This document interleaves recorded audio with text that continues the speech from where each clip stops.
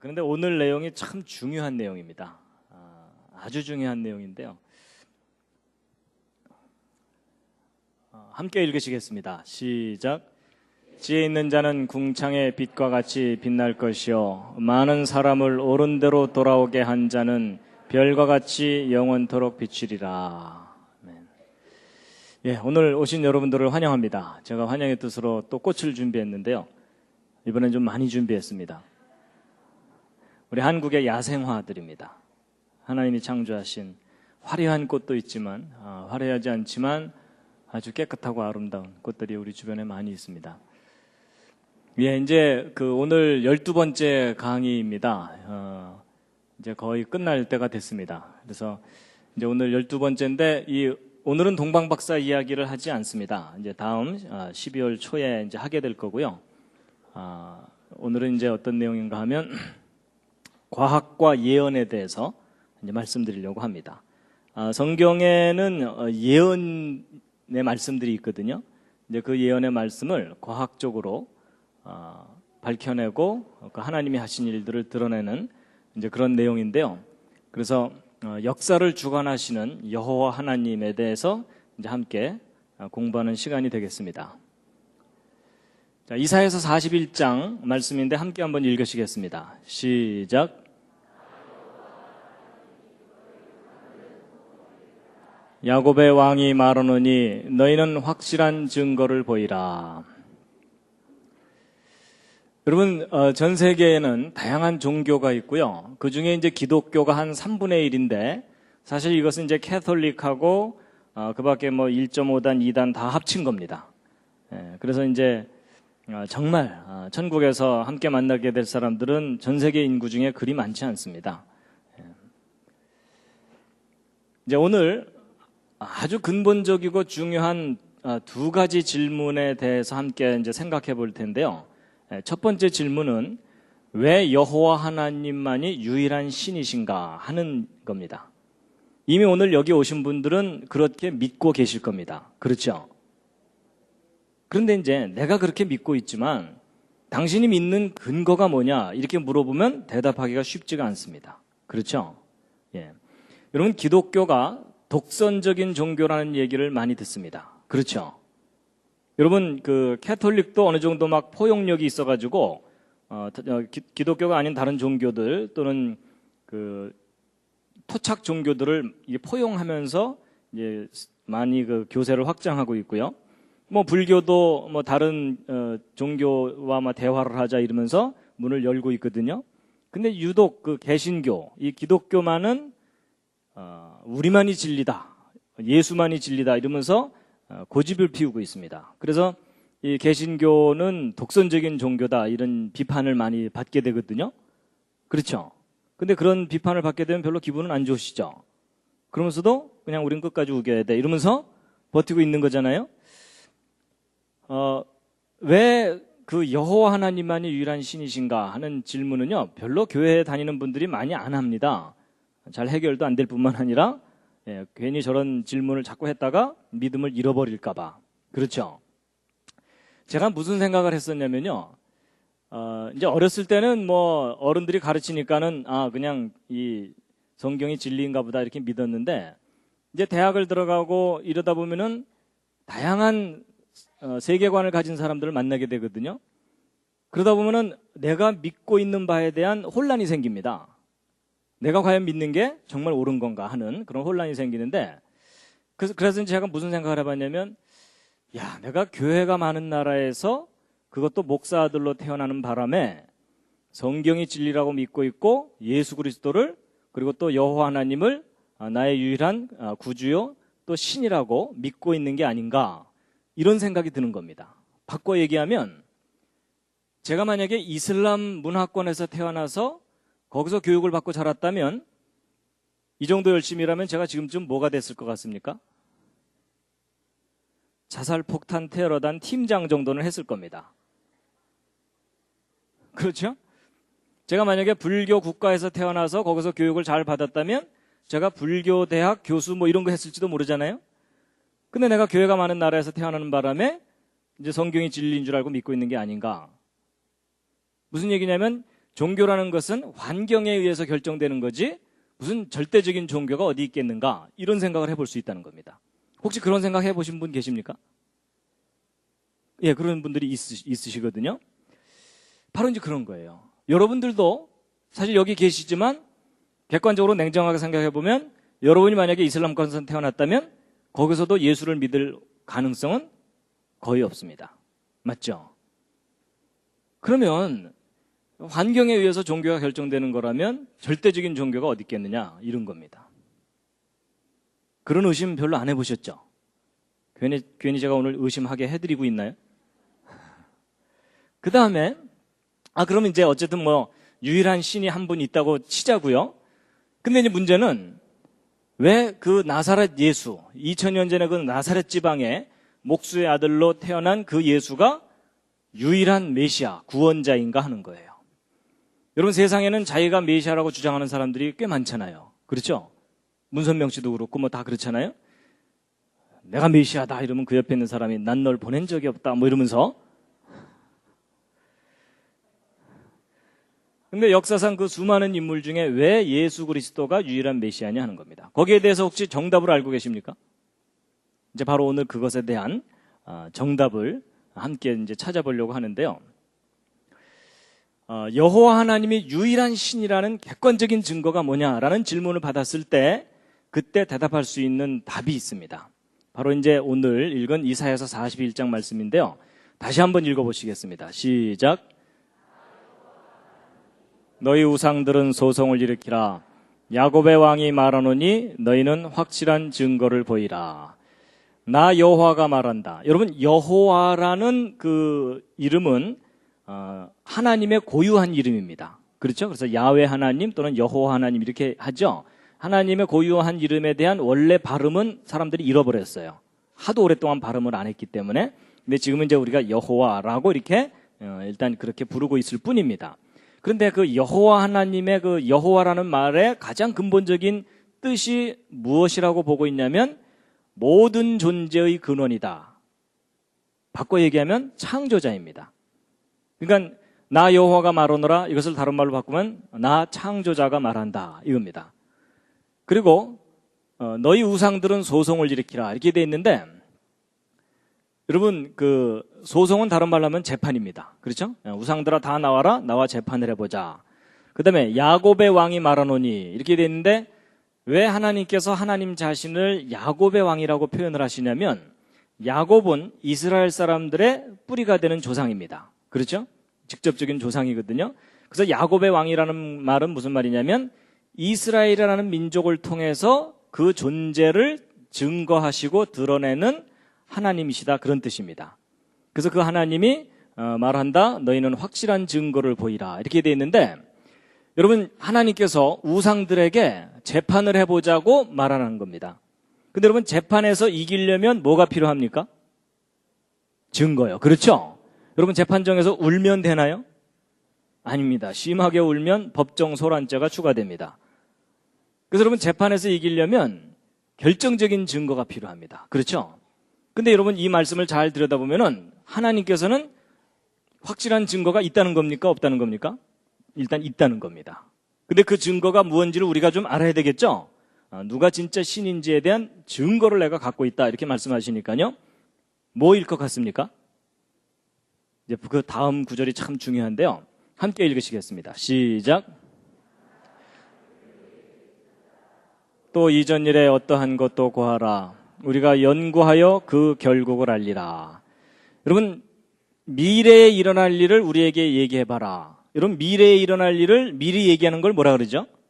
그게 예언입니다. 그리고 과거 일이 어땠는지도 말해봐라. 여러분 과거에 일어났던 일을 정확하게 진술하는 것을 뭐라 그러냐면 역사라고 얘기합니다. 그러니까 예언해봐라, 역사를 확인해봐라.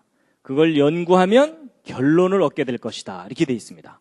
그럼 여러분 정리해보면 여호와 하나님이 유일한 신이시라는 객관적인 증거가 뭐라는 겁니까?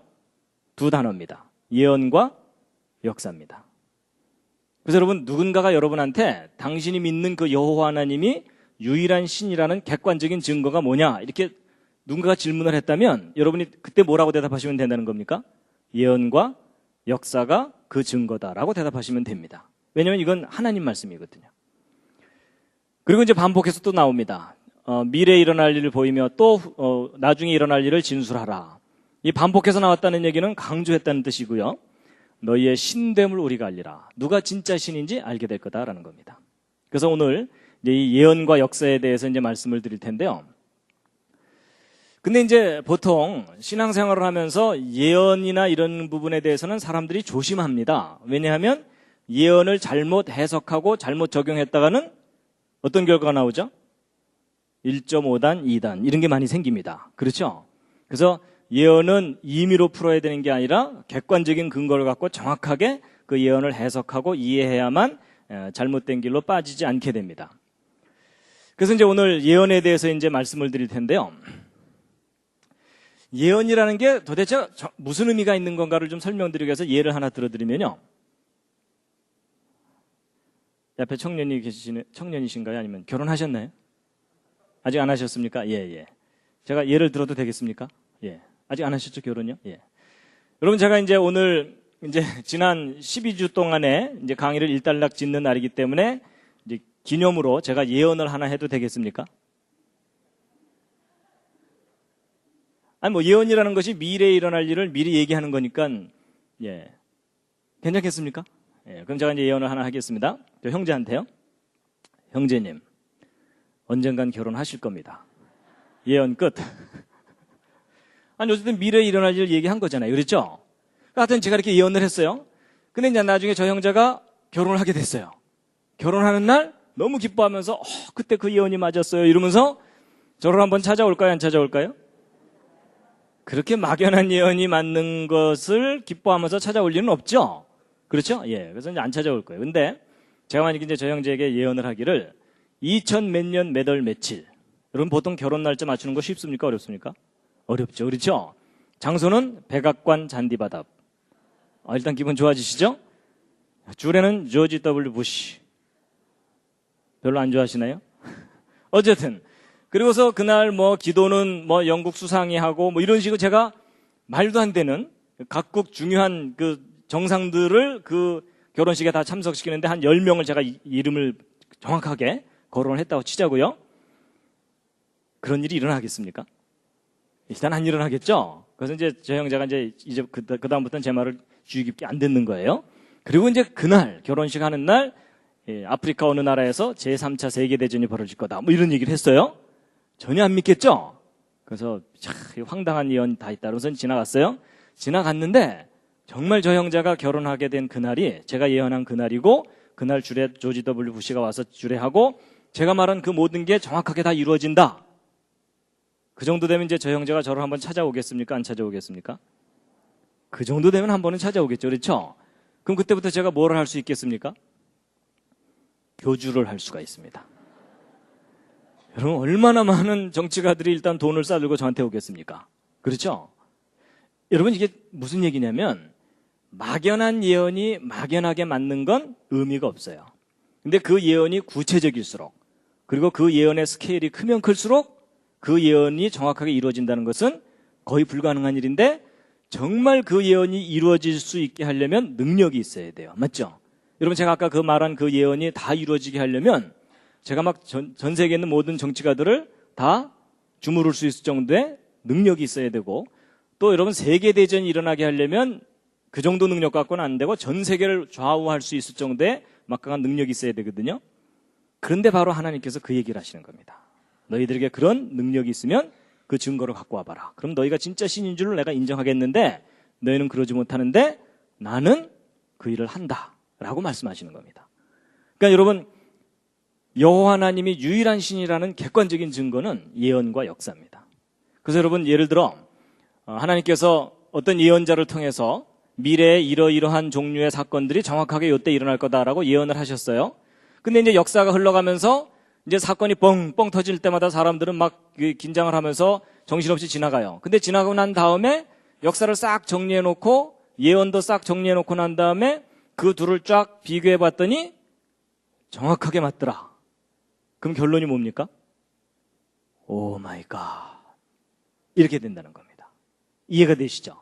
예, 바로 이제 오늘 이 얘기를 이제 할 건데요. 근데 여러분 성경에 기록되어 있는 예언이 역사 속에서 정확하게 맞았는지를 확인을 하려면 가장 기본적인 연구가 뭐냐면 연대기 연구라는 겁니다. 좀 골치 아프지만 이 연대기 연구라는 게 뭐냐면 역사 속의 어떤 사건들에 대한 정확한 연대를 밝혀내는 일입니다. 그게 정확하게 돼 있어야만 예언이 제대로 맞았는지 확인할 수가 있거든요. 근데 이게 결코 쉬운 일이 아닙니다. 그렇지만 이제 이걸 정확하게 해야 되는데 특히 이제 성경 연대기 연구가 왜 중요하냐면 여호와 하나님께서 역사를 주관하신다는 객관적인 증거가 확인이 됩니다. 그리고 특히 예수 그리스도가 메시아라는 것에 대한 객관적인 증거가 확인이 됩니다. 그래서 여러분 여기 있는 이 표는요, 대충 그린 표가 아니고 성경 속의 사건을 아주 정확하게 과학적으로 검증을 해서 작성한 표입니다. 성경 역사를. 그리고 이제 특히 그 사울, 다윗, 솔로몬 이후의 그 분열왕국 시대의 연대도 이렇게 다 정리를 한 건데요. 여러분 보통 그 성경 읽다가 그 열왕기서나 이런 거 읽다가 남유다왕 몇 년에 북이스라엘왕 몇 년 뭐 이런 식으로 막 나오면은 거의 성경 덮어버리고 싶으시죠, 그렇죠? 그래서 여러분 이런 표 옆에다가 딱 놓고서 성경을 읽으면 성경이 훨씬 머릿속에 잘 그려집니다. 나중에 기회가 되면 잘 만들어진 거 보내드리겠습니다. 그래서 여러분 이 연대기 연구가 제대로 반듯하게 돼 있지 않으면 역사도 예언도 그냥 제멋대로 자기 엿장수 마음대로 해석을 하게 돼 있는데 연대기 연구가 반듯하게 제대로 돼 있으면 역사와 예언을 정확하게 해석하고 이해할 수가 있게 됩니다. 그만큼 이제 연대기 연구가 중요한데 그런데 여러분 연대기 연구가 제대로 안 돼 있으면요 그 예언이 막 이렇게 부정확하게 맞으면 사람들이 신뢰하지를 않게 됩니다. 그래서 이제 이 예언과 역사가 정확하게 이렇게 맞아야만 우리가 객관적으로 신뢰할 수 있는데 근데 이런 연대기 연구를 정확하게 하기 위해서 뭐가 필요하냐면 과학적인 연구가 필요합니다. 특히 천문학과 역법과 컴퓨터가 필요한데 여러분 시편 19편 1절에 함께 읽으시겠습니다. 시작. 하늘이 하나님의 영광을 선포하고 궁창이 그 손으로 하신 일을 나타내는도다. 여러분 하늘이 하나님이 하신 일을 나타낸다고 돼 있죠? 그럼 우리는 보통 이제 하늘에 있는 별들이 하나님께서 창조하신 걸 나타내는 건가 보다 이렇게 보통 그렇게 생각하잖아요. 근데 아닙니다. 이제 오늘 이야기를 들어보시면 알지만 여러분 하나님께서 해와 달과 별들을 만드신 이유가 뭐냐면 하나님께서 역사를 섭리하신다는 증거로 삼기 위해서 만드신 겁니다. 그래서 여러분 창세기 1장 14절을 보면 하나님께서 넷째 날 창조 넷째 날 해와 달과 별들을 만드시면서 그 만드신 첫 번째 목적으로 징조 이렇게 말씀하셨거든요. 그래서 하나님께서 역사 속에서 어떤 특별한 사건을 일으키실 때 하늘에 징조를 두셔가지고 사람들로 하여금 미리 알게 하거나 하나님이 하신 일이라는 것을 알게 하셨습니다. 그게 이제 해와 달과 별들을 만드신 첫 번째 목적입니다. 그래서요 예레미야서 31장을 보면은 조금 이해하기 좀 어렵지만 중요한 말씀이 나오는데요. 함께 한번 읽으시겠습니다. 시작. 나 여호와는 해를 낮의 빛으로 주었고 달과 별들을 밤의 빛으로 규정하였고 바다를 격동시켜 그 파도로 소리치게 하나니 내 이름은 만군의 여호와니라 내가 말하노라. 이 규정이 내 앞에서 패할진대 이스라엘 자손도 내 앞에서 패함을 입어 영영이 나라가 되지 못하리라. 자, 여러분 이 말씀이 무슨 뜻이냐면요. 여러분 이스라엘 자손을 내 앞에서 패한다 이렇게 돼 있는데 여러분 아까 언뜻 말씀드린 대로 이스라엘이라는 민족은 왜 하나님께서 이스라엘 민족을 택하셨냐면 이스라엘 민족을 통해서 하나님이 존재하신다는 것을 증거로 삼기 위해서 택하셨거든요. 그럼 이스라엘을 없앤다는 얘기는 하나님이 존재하신다는 증거를 없앤다는 뜻입니다. 그런데 그게 마치 뭐하고 똑같으냐면 이 해와 달과 별들의 규정을 폐하는 것과 똑같다는 겁니다. 그러니까 거꾸로 이 해와 달과 별들의 규정을 폐하는 것은 이스라엘을 폐하는 것과 똑같다 그랬으니까 결국 하나님이 존재하신다는 증거라는 뜻입니다. 그러면 이제 이 해와 달과 별들이 하나님이 존재하신다는 증거와 무슨 관계가 있는 것인가 하는 건데 여러분 그 역사학자들이 나름대로 과거의 기록에 근거해서 역사를 정확하게 정리하려고 애를 써도 역사가 정확하게 정리되지 않는 경우들이 있습니다. 예를 들면 여러분 이스라엘 왕조 중에 이 녹색으로 된 연두색으로 된 요것이 남유다 왕조거든요. 근데 그 남유다 왕조에서 아마샤 왕과 우시야 왕이 공동으로 통치했던 기간이 있습니다. 근데 저게 역사 기록에는 안 나와 있고 단지 아마샤 왕이 통치했던 기간, 우시야 왕이 통치했던 기간만 역사 기록에 남아있는 경우가 있거든요. 그러면 역사학자들은 단 기록에만 의존하기 때문에 이 두 연대를 더해버립니다. 더하면 요만큼의 오차가 생기죠. 그렇죠? 근데 이제 기록이 정확하다고 믿기 때문에 저런 오차가 있는 줄을 모르고 그 이후 역사를 쭉 정리하게 되면은 그 이후 역사가 다 뒤틀리게 되죠. 근데 역사 속에 이런 일들이 간혹 있어요. 그러면 이 역사가 잘못 정리되어 있는 줄도 모르고 역사를 정리하다 보면은 성경이 틀려 보이는 경우가 있습니다. 그래서 이런 식으로 이제 역사를 잘못 정리해 놓고 나면 예를 들어 이런 게 있어요. 여러분 그 에스더서 알죠? 에스더가 그 아하수에로 왕 앞에 목숨을 걸고 나가서 자기 민족을 살려달라고 애원을 하는지 나가잖아요. 근데 역사가 저렇게 잘못 정리되어 있는 줄도 모르고 그냥 기존의 역사 기록을 그대로 믿고서 연구하던 학자들이 이상한 걸 발견했어요. 저렇게 잘못 정리된 역사를 이렇게 들여다봤더니 에스더가 아하수아랑 앞에 나갔을 때의 나이가 환갑이 넘어요.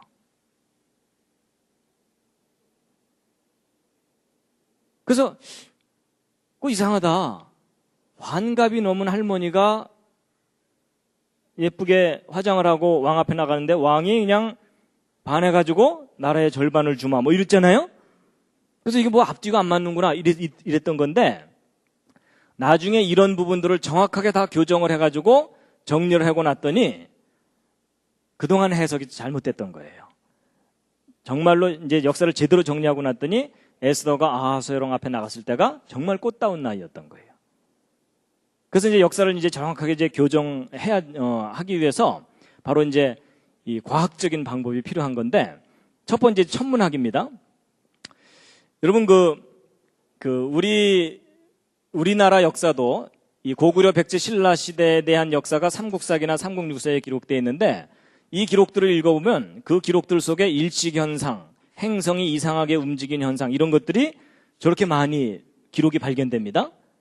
근데 저 기록들을 검증을 할 수가 있어요. 제가 지난번에 언뜻 보여드렸던 이제 프로그램을 잠깐 보여드릴 텐데요. 예전엔 저런 역사 기록이 있으면 그냥 그런 일이 있었는가 보다 이렇게 생각했는데 지금은 저런 것들이 이제 검증이 가능한 것이 이 컴퓨터 프로그램이 개발이 돼가지고 여러분 이게 지금 한국에서 지금 이제 해가 졌죠? 이게 어두운 이제 밤입니다 여기가. 한국에서 하늘을 바라봤을 때 하늘의 별들의 모습을 실시간으로 볼 수 있는 이제 컴퓨터 프로그램입니다. 그래서 지금 현재 하늘의 별자리들이 이렇게 이제 존재하고 있거든요. 근데 이것을 이제 실시간으로 이렇게 움직여 볼 수가 있습니다.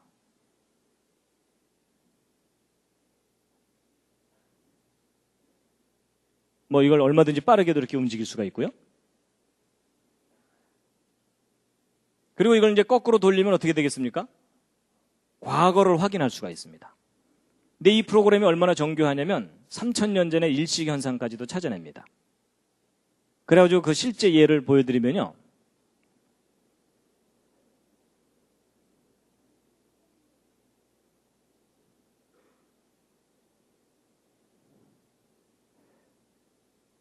여러분 여기 보시면 BC 585년 5월 28일 날 지금 현재 터키 지방이에요. 터키 지방에서 리디아하고 이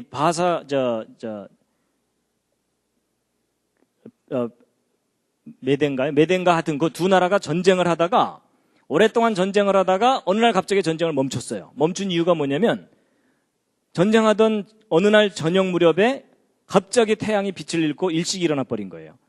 그래갖고 이 사람들이 그냥 공포에 질려가지고 거기서부터 전쟁을 딱 멈춘 사건이 역사 속에 기록이 돼 있거든요. 근데 그 사건을 이 컴퓨터를 이용해서 찾아낸 겁니다. 그래서 이제 그걸 보여드릴 텐데요.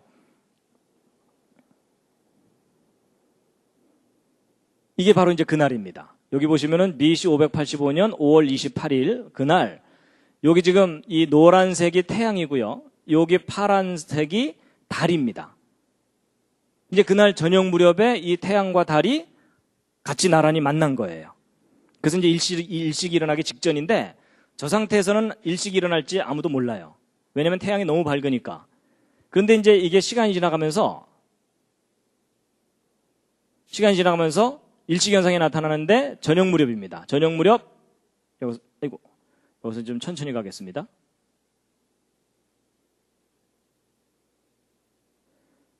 저녁 무렵에 보셨죠? 저게 BC 585년 5월 28일 날 있었던 그 역사의 기록에 있었던 그 일식현상을 컴퓨터로 이용해서 검증한 겁니다.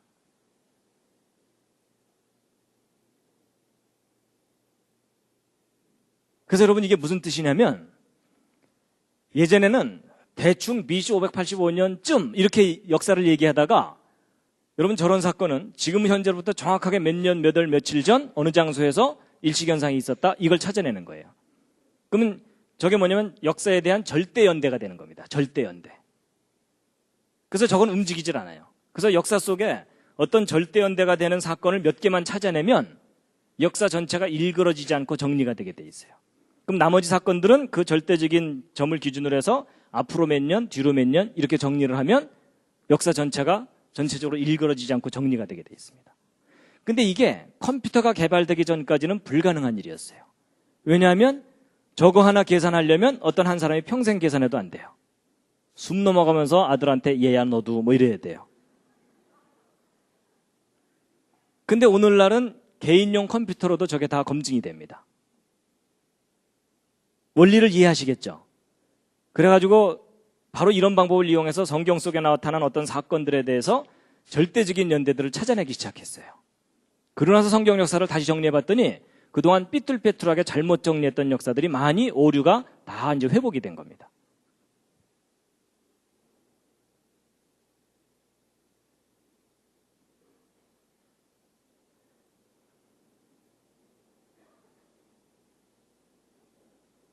그래가지고 우리나라 역사에서도 무순왕 몇 년에 경주 지방에서 일식현상이 있었다. 이거 다 찾아냅니다. 이 컴퓨터 프로그램으로.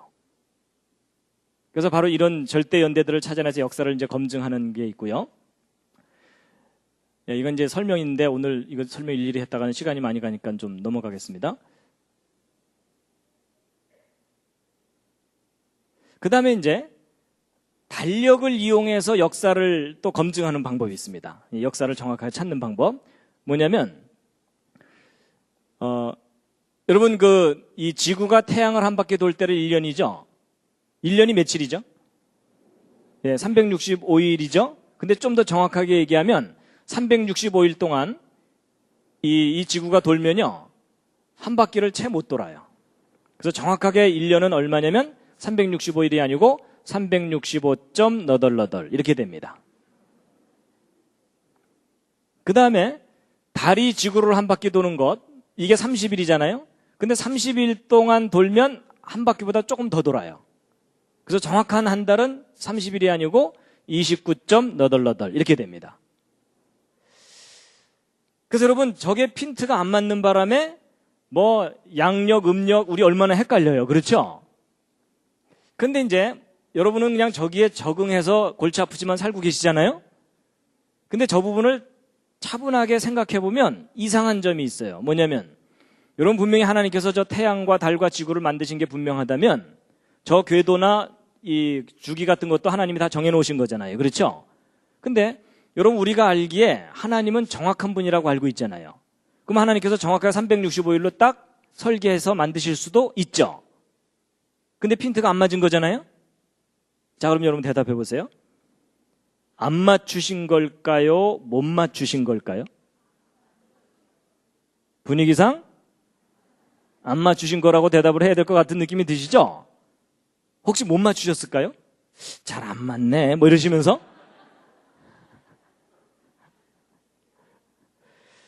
여러분 저게요 일부러 안 맞추신 거예요.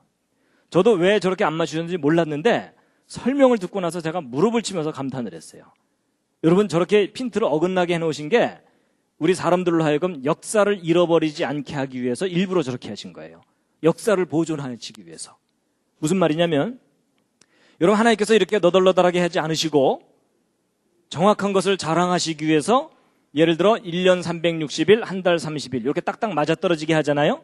그럼 어떤 일이 벌어지냐면 예를 들어 1980년 5월 18일 날 미국에서 세인트 헬렌에서 화산 폭발했다는 얘기를 제가 지난번에 언뜻 그랜드 캐년 얘기할 때 했었죠. 그랬을 때 여러분, 어떤 사건을 양력으로도 표기하고 음력으로도 표기할 수가 있잖아요. 근데 하나님께서 이렇게 딱딱 맞아떨어지게 해놓으시면은 연도가 바뀌어도 양력과 음력의 조합이 변하지가 않아요. 그렇죠? 그럼 지금이야 몇십 년 전 일이니까 기억을 하겠지만 1000년, 2000년 지난 후에 역사 기록을 봤더니 이 연도가 지워져 있는 거예요. 이 뒤에 기록만 남아있고, 그럼 여러분 이 뒤에 있는 요 기록만 가지고서 이 사건이 언제 몇 년도에 일어났는지 알아낼 수가 있어요, 없어요? 알아낼 수가 없어요. 그렇죠?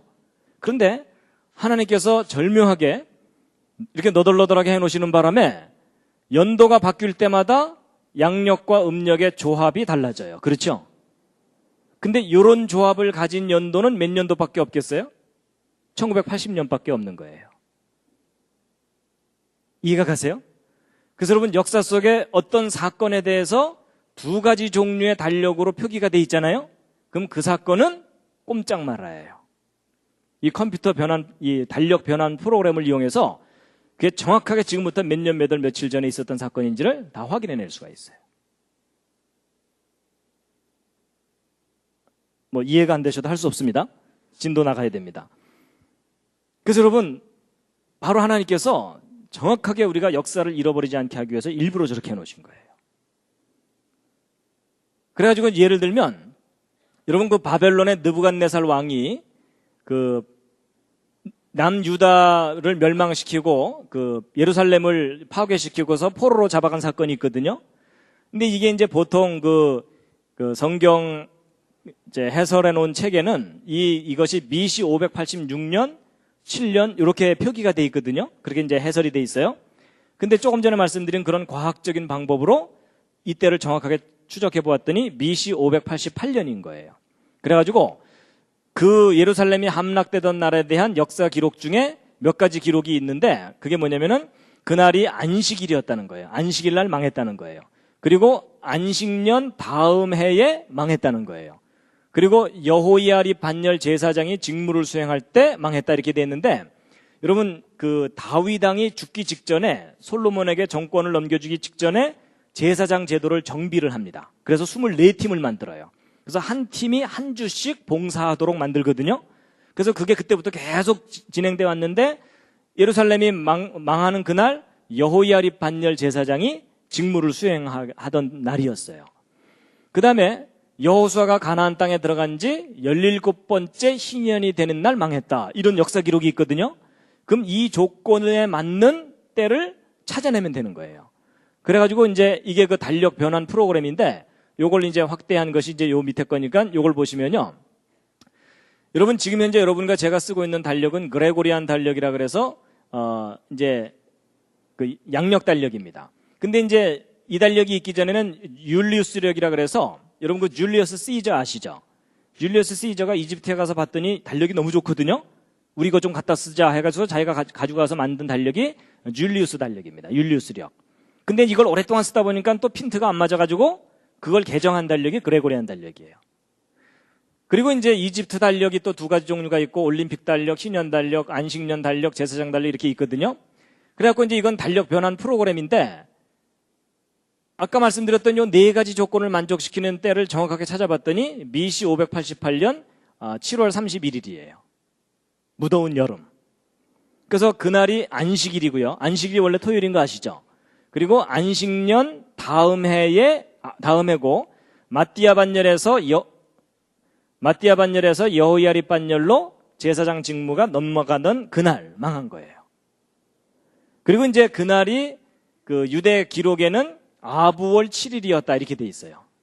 그래서 아부월 7일이면서 이런 조건들을 만족시키는 때는 BC 588년밖에 없어요. 7월 31일. 그래서 다른 연도를 보면은 BC 586년이나 587년을 보면은 요일이 다 안 맞아요.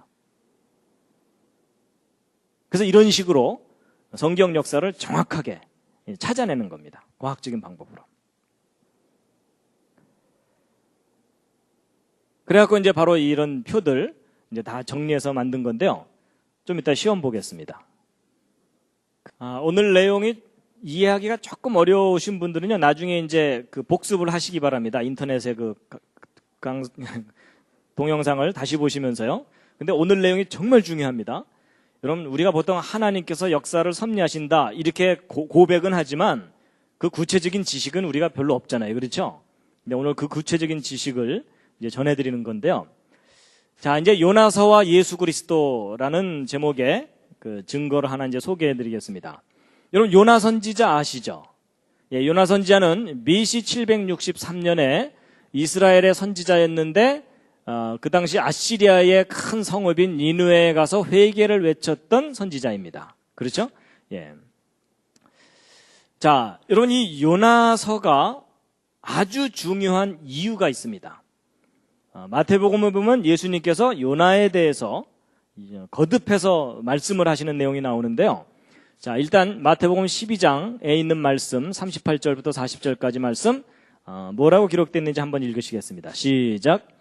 그때 서기관과 바리새인 중 몇 사람이 말하되 선생님이여 우리에게 표적 보여주시기를 원하나이다. 예수께서 대답하여 가라사대 악하고 음란한 세대가 표적을 구하나 선지자 요나의 표적밖에는 보일 표적이 없느니라. 요나가 밤낮 사흘을 큰 물고기 뱃속에 있었던 것 같이 인자도 밤낮 사흘을 땅속에 있으리라. 여러분, 이 서기관과 바리새인들이면 그때 당시 유대 지도자들입니다. 그 지도자들이 예수님께 와가지고서 표적을 보여달라고 얘기를 하는데, 여러분, 이 표적은 기적이 아닙니다. 기적은 이미 예수님께서 막 눈먼 자들을 고치시고 많이 보여주셨어요. 그래서 이 사람들이 원하는 건 단순한 기적이 아니라 영어로 miraculous sign이라고 표현되는데 이게 뭐냐면 증거를 보여달라는 겁니다. 근데 무슨 증거를 보여달라는 거냐면 요점이 당신이 메시아냐, 메시아라면 메시아라는 증거를 내놔라, 그 얘기입니다. 왜냐하면 그때 사람들은 그게 제일 관심이 있는 부분이었거든요.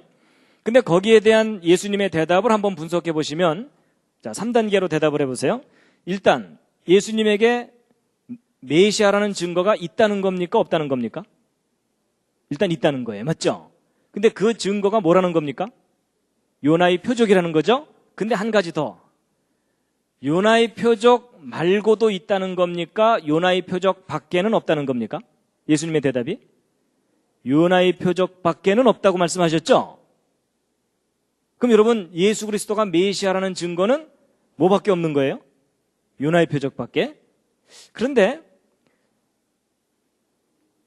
그러면 좀 이상한 게 있어요. 여러분, 뭐 이사야서나 시편이나 이런 데 보면은 메시아에 대한 예언이 많이 있잖아요. 그렇죠? 그럼 그것은 예수님의 메시아라는 것에 대한 증거가 아니라는 말이냐? 그게 아니고요. 여러분, 그 법정에 우리가 증거를 제출할 때 별로 중요하지 않은 증거들도 있지만 결정적인 증거라는 게 있죠. 그거 하나만 내밀면 모든 재판이 끝나는 결정적인 증거라는 거 있죠. 여기서 이야기하는 증거는 그 결정적인 증거를 의미합니다. 그러니까 예수 그리스도가 메시아라는 결정적인 증거는 무엇밖에 없다고요? 요나의 표적밖에는 없다는 거예요. 그럼 여러분, 누군가가 여러분한테 당신이 예수를 메시아라고 믿는 객관적인 증거가 뭐냐, 그리고 결정적인 증거가 뭐냐라고 물어보면 여러분 뭐라고 대답하시면 된다는 겁니까? 요나의 표적이 예수 그리스도가 메시아라는 결정적인 증거다라고 대답하시면 되는데, 문제는 내용을 알아야 그 다음 말을 대답하죠. 그렇죠? 그래서 오늘 이제 왜 요나의 표적이 예수님이 메시아라는 결정적인 증거인지에 대해서 이제 알려드릴 텐데요. 보세요. 여러분, 이 요나의 표적에 관한 내용이요, 마태복음 12장에만 나오는 게 아니라 마태복음 16장에도 또 나와요. 또 나오는데 바리새인과 사두개인들이 또 하늘로서부터는 증거를 보여달라 이렇게 얘기했더니 예수님께서 여기도 보세요. 요나의 표적밖에는 보여줄 표적이 없다고 돼 있어요. 여러분, 이 부분이 중요한 게 왜 그러냐면, 여러분, 복음서라는 것은 예수님이 하신 그 수많은 내용 중에 정말 중요한 것만 간추린 거예요. 맞죠? 근데 그렇게 간추린 내용 중에서도 연거푸 똑같은 주제가 2번이나 나왔죠. 그 얘기는 뭐냐면 정말 중요하니까 2번이나 나오는 거예요. 여러분 같은 사건이 서로 다른 복음서에 겹쳐서 나오는 경우는 많아요. 그렇죠? 근데 거의 동일한 사건이 같은 복음서 내에 2번 나오는 일은 아주 드물어요. 그 중에 하나가 요나의 표적 얘기예요. 더군다나 제가 지난번에 언뜻 말씀드린 것처럼 마태복음은 누구를 위한 복음서냐면 유대인들을 위한 거예요. 근데 유대인들의 최대의 관심사는 뭐예요? 메시아예요. 그렇죠? 그래서 요나의 표적 얘기가 여기에 연거푸 2번이나 나오면서 내가 메시아라는 결정적인 증거는 요나의 표적이다라는 거예요. 그러니까 여러분 아무래도 요나의 표적에 대해서 우리가 좀 알아야 되겠죠? 그러려면 뭘 연구해야 됩니까? 요나서를. 그래서 이제 요나서를 연구해야 되는데 여러분 요나서가 꽤 길죠? 예, 여기서 또 말없이 고개를 끄덕끄덕 하시는 분들은 약간 문제가 있습니다. 여러분 요나서 너무 짧습니다. 잠깐 앉아서 보면 읽을 수 있을 정도로 아주 짧아요. 예. 근데 내용이 참 재미있어요. 그래서 이제 오늘 요나서를 좀 요약해서 좀 그 줄거리를 말씀드릴 텐데요. 자, 일단 1절, 2절 함께 읽으시겠습니다. 시작. 여호와의 말씀이 아미떼의 아들 요나에게 임하니라. 이르시되 너는 일어나 저 큰 성읍 니느웨로 가서 그것을 쳐서 외치라. 그 악독이 내 앞에 상달하였음이니라 하시니라. 여러분 요나에게 니느웨로 가서 회개를 외쳐라 하고 일로 이제 가라고 보내요. 근데 여러분 요나가 가나요 안 가나요? 안 가고 딴 데로 도망가죠? 그래서 이제 요나가 이제 도망을 가는데 여기 보시면은 다시스로 도망가려고 욥바라는 곳으로 내려가서 배를 탄다 이렇게 나와 있어요. 그래서 여러분 그 요나는 이 북이스라엘의 선지자였기 때문에 사마리아 뭐 근처에서 활동을 했을 텐데 어쨌든 이제 도망가려고 바닷가 쪽으로 욥바라는 곳으로 갑니다. 그래서 이제 욥바라는 곳으로 가게 되는데 다시스로 도망간다 그랬죠. 여러분 저는요 다시스가 어딘지 몰랐었거든요. 그래갖고 아마 이제 하나님께서 니느웨를 가라 그랬더니 다시스가 여기쯤 되는 줄 알았어요. 근데 제가 다시스가 어딘지를 알고 나서 이 요나서는 거의 코미디구나 이걸 제가 알게 됐어요. 그럼 다시스가 어딘지 아세요? 그 다시스가 오늘날의 스페인이에요. 이건 코미디예요. 예를 들어 여기 분당에 계신 분들한테 여기 수서 쪽에 좀 심부름을 보냈더니 어디까지 도망간 거예요? 저 부산까지 도망간 거예요. 그렇죠?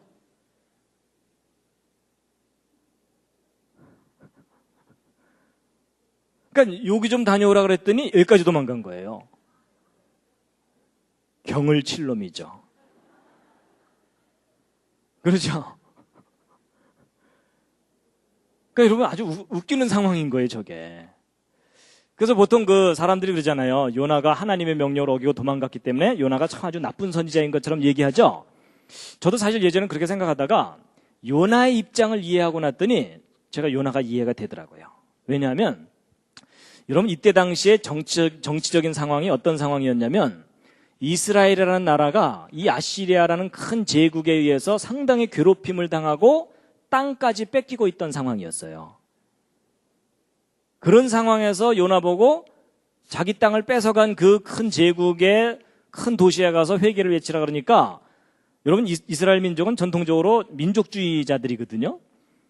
자기 민족 지금 구원시키기도 바쁜데 자기들 땅을 뺏어간 그곳에 가서 회개를 외치라 그러니까 가고 싶겠어요? 안 가고 싶겠어요? 안 가고 싶죠. 여러분 이 입장을 바꿔서 생각하면 이런 거예요. 일제시대 때 아버지는 지금 경찰서에 끌려가서 고문당하고 있는데 하나님께서 그 아들한테 짠하고 나타나셔갖고 동경에 가서 회개를 외쳐라 이러면은 여러분이라면 가시겠어요? 차라리 만주로 도망가고 말죠. 그렇죠? 여러분 그 상황이에요 사실은. 그래서 우리가 요나를 비난할 상황이 아닙니다. 그래갖고 이제 이게 가는데 여러분 그 이스라엘 얘기가 나왔으니까 한 가지 잠깐 좀 말씀드릴 게 뭐냐면요. 여러분 하나님께서 이스라엘 민족을 택하셨죠. 그래서 이스라엘은 선택받은 민족이잖아요. 근데 거기에 대해서 기분이 좋으세요? 안 좋으세요? 별로 안 좋으시죠? 특히 한국 사람들은 사촌이 땅을 사도 배가 아픈데 왜 우리 민족을 안 택하시고 이스라엘을 택하셨나 그래서 시기심이 많기 때문에 배가 아프거든요. 저도 사실 왜 하나님이 우리 민족을 안 택하셨나 이런 생각을 했었는데요. 제가 왜 하나님께서 이스라엘을 택하셨을까에 대해서 나름대로 생각을 정리한 다음에 차라리 우리 민족 안 택하신 게 참 다행이다. 전 그 생각을 하게 됐어요. 왜냐하면요. 여러분 그 이스라엘 사람들의 조상인 아브라함은 원래 여기 살던 사람이 아니라 여기 살고 있던 사람을 하나님께서 여기로 불러다가 요 땅 줄게 이러셨거든요. 근데 막상 아브라함은 받지도 못했어요. 나중에 그 후손들이 이집트에서 이제 막 고생하다가 뒤늦게 이제 이 이집트를 탈출해서 요 땅을 이제 갖게 되잖아요. 근데 하나님께서 굳이 요 땅을 주신다고 하신 이유가 뭘까? 그러다가 제가 오늘 이제 뭘 나름대로 깨달았냐면요. 여기가 유럽과 아프리카와 아시아의 중간지대예요. 길목이에요, 길목. 무슨 얘기냐면 여러분과 저는 그렇게 야망이 안 크잖아요. 뭐 전 세계를 지배해보겠다 이런 생각하신 분 계세요? 여러분과 저는 그냥 소박하게 그냥 내가 편안하게 먹고만 잘 살면 되겠다 이렇게 생각하지만 옛날 그 큰 제국을 거느렸던 왕들은요. 어느 정도 막 영토가 넓어지잖아요. 욕심이 더 커져갖고 세상을 지배하고 싶어요. 그럼 여러분 유럽의 어느 왕이 세상을 지배하려면 적어도 이 세 대륙을 함께 지배해야 세상을 지배하는 거잖아요. 그러면 이 유럽의 왕이 아시아나 아프리카를 집어먹으려고 군대를 이동시키려면은 반드시 여기를 지나가야 돼요. 맞죠? 그리고 이 아프리카에 있는 어느 왕 파라오도 유럽이나 아시아를 집어먹으려면 군대를 이끌고 여기로 나와야 돼요. 맞죠? 그리고 여러분 아시아에 있는 어느 왕이 유럽과 아프리카를 동시에 집어먹으려면 여기로 또 지나가야 되죠? 항상 지나가야 되는 길목이 어디예요? 여기예요.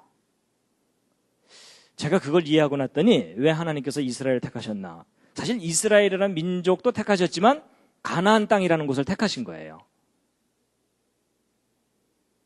여러분 세계를 지배하려는 왕이 엄청난 군대를 이끌고 지나가야 되는 길목이 바로 이스라엘 땅이에요. 그럼 생각해 보세요. 여러분 캠퍼스 잔디밭이 이렇게 있는데 학생들이 시간 급하다고 막 가로질러 가는 곳 있잖아요. 그렇죠? 거기 잔디 살아남아요? 못 살아남아요? 뿌리째 뽑혀서 너덜너덜해져요. 그렇죠? 그럼 그 잔디밭 지키려면 어떻게 해야 돼요? 꼬마 세워두면 되나요? 아찌 지나가지 마세요. 이러면 되나요? 아니에요. 힘센 사람이 뜩 버티고서 야 돌아가 이래야 되잖아요. 그렇죠? 하나님이 바로 그거예요. 하나님께서 자기 백성을 요 정말 위험한 지역에다 두신 거예요. 그래서 그 이스라엘 민족에게 뭐라 그러신 거냐면 야 니네들이 내 말 잘 들으면 그 주변의 국가가 아무리 강해도 너희가 안전할 거다. 보장하마. 그런데 너희가 내 말 안 들으면 고생 꽤나 할 거다. 요놈들아. 뭐 이러신 거예요. 뿌리째 뽑혀서 포로로 잡혀갔다 돌아오기도 하고 심지어 전 세계로 흩어지기까지 할 거다. 그런데 내가 요거 하나는 약속한다. 뭐냐? 마지막 때가 가까이 오면 이 민족이 전 세계로 흩어져 있을지라도 요 자리로 다시 돌아오게 할 거다. 그런데 너희들이 그렇게 되는 걸 사람들이 보게 되면 정말 지혜가 있고 깨달을 수 있는 사람이라면 이게 우연히 일어나는 일이 아닌 줄 알 거다. 전능한 누군가가 너희를 지키는 줄 알게 될 거다. 이해가 되시나요? 제 생각에 동감 안 하셔도 됩니다. 그러고 났더니 왜 하나님께서 자기 백성을 여기다 두셨는지 이해가 되더라고요. 강하신 분이 지키시는 거예요. 그러면 그 민족이 그 틈바구니에서 끝까지 살아남는 걸 보거든 누군가가 전능하신 분이 지키는구나 라고 깨달으라는 얘기예요.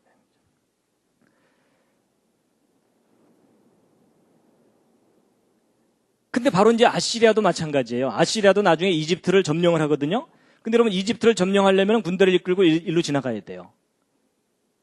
어떤 분이 일로 지나가야 된다 그랬더니 일로 돌아가면 되잖아요. 이러는데 여러분 여기는 완전히 사막인 거 아시죠? 일로 지나갈 수밖에 없어요. 근데 여러분 요 길목에 있는 조그만 민족 하나가 딱 하면서 통행세네 이러면은 얼마나 얄미워요. 그렇죠? 그래서 여러분 그 아시리아의 경우도 이집트를 점령하기 위해서 왜냐하면 이집트의 나일강을 따라서 엄청난 식량이 있거든요. 이 식량이 있으면 전 세계를 지배할 식량이 생기거든요. 그러니까 여기로 이제 가는데 여기 딱 길목에 버티고 있으니까 여기를 강하게 압제를 해야 되는 상황이에요. 그런 상황에서 이제 막 땅도 뺏어가고 막 그랬던 상황인데 이제 그 상황에서 이제 요나 보고 가라 그랬더니 도망간 거죠. 근데 요나가 성공하나요? 실패하나요? 실패합니다. 그리고 이제 여러분 이제 그 스토리는 대략 아시니까요. 요점만 말씀드리면 하나님께서 이제 배 타고 도망가는 요나를 이제 큰 풍랑을 일으키셔갖고 배를 파손시킬 정도까지 합니다. 근데 사공들은 두려워갖고서 이제 막 물건들 버리고서 막 살려달라고 난리를 치고 있는데 요나는 배 밑에 내려가서 쿨쿨 자고 있어요. 그래갖고 선장이 이제 화가 나서 이제 너 어떻게 된 거냐 뭐 이렇게 물어보거든요. 이제 그래가지고 그래도 해결이 안 되니까 이제 그 사람들이 야 우리 제비를 뽑자. 여러분 제비를 뽑는다는 말은 재판을 한다는 뜻입니다. 그 책임이 누구한테 있는지 확인하는 거거든요. 그랬더니 누구한테 당했어요? 요나가 걸렸죠? 이걸 뭐라고 표현해요? 딱 걸렸다고 표현해요. 그래서 요나가 딱 걸렸어요. 그래갖고 이제 잡아다가 너 어떻게 된 거냐 이렇게 물어봤더니 내가 지금 하나님을 경외하는 사람인데 하나님의 명령을 어기고 좀 도망가는 중이다. 이랬더니 이제 이 사람들이 정말 두려워하는 거예요. 두려워하는데 그래도 해결이 안 되잖아요. 그러니까 이제 요나가 드디어 해결책을 내놓습니다. 차라리 나를 들어서 바다에 던져 죽여라. 그럼 너희들이 구원을 받을 거다. 이랬더니 정말 바다에 던져버렸어요. 그래서 바다에 던졌더니 어떻게 됐어요? 풍랑이 곧 그쳐버렸죠? 근데 여러분 이 사건이 예수 그리스도에 대한 예언적인 사건입니다. 여러분 이때 바다에서 일어났던 이 사건이 예수님 때하고 상황이 너무나 비슷해요. 여러분 요나 때의 이방인 선장은 예수 그리스도 때의 총독 빌라도를 생각하게 하고 그 다음에 요나는 그때 당시 히브리인으로서 배에 탔잖아요. 근데 예수 그리스도께서도 히브리인의 혈통으로 태어나셨죠. 그렇죠? 그래서 히브리인의 혈통으로서 로마 제국이라는 배를 타고 있었어요.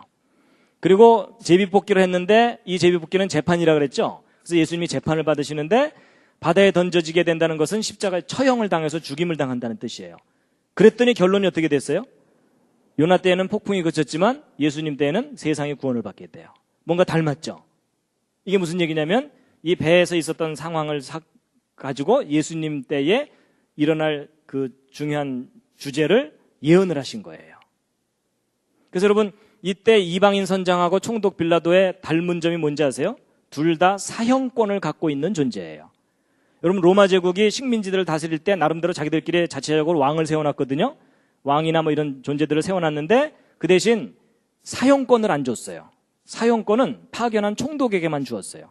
그래서 여러분 대제사장이 예수님을 잡아다가 죽이고 싶었는데 자기들은 권한이 없으니까 빌라도에게 끌고 간 이유가 바로 그거예요.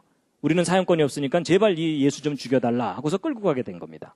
근데 여러분 배에 타면요 배가 출항하는 순간부터 선장은 사형권을 갖습니다. 즉결 처분권을 가져요. 닮았죠? 그래서 여러분 이런 것들을 뭐라 그러냐면 정황 증거라고 얘기해요. 이게 예수님이 메시아라는 결정적인 증거는 아직 아니에요. 이제 결정적인 증거는 나중에 말씀드릴 겁니다. 그래서 이제 하나님께서도 큰 물고기를 예비하셔갖고 이제 요나를 삼키게 했는데 요나가 3일 3야 동안 물고기 뱃속에 있었다가 돼 있는데 저건 예수님이 무덤에 들어있던 기간이 아닙니다. 무덤에 들어있던 기간은 3일보다 훨씬 짧아요. 그럼 저건 뭐냐?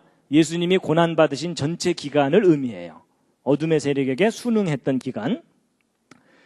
자, 그 다음에 이제 요나가 이제 물고기 뱃속에서 간절하게 기도하는 내용이 있는데 사실은 저게 제일 중요한 증거예요. 근데 요건 이제 맨 마지막에 하이라이트로 말씀드릴 거고요.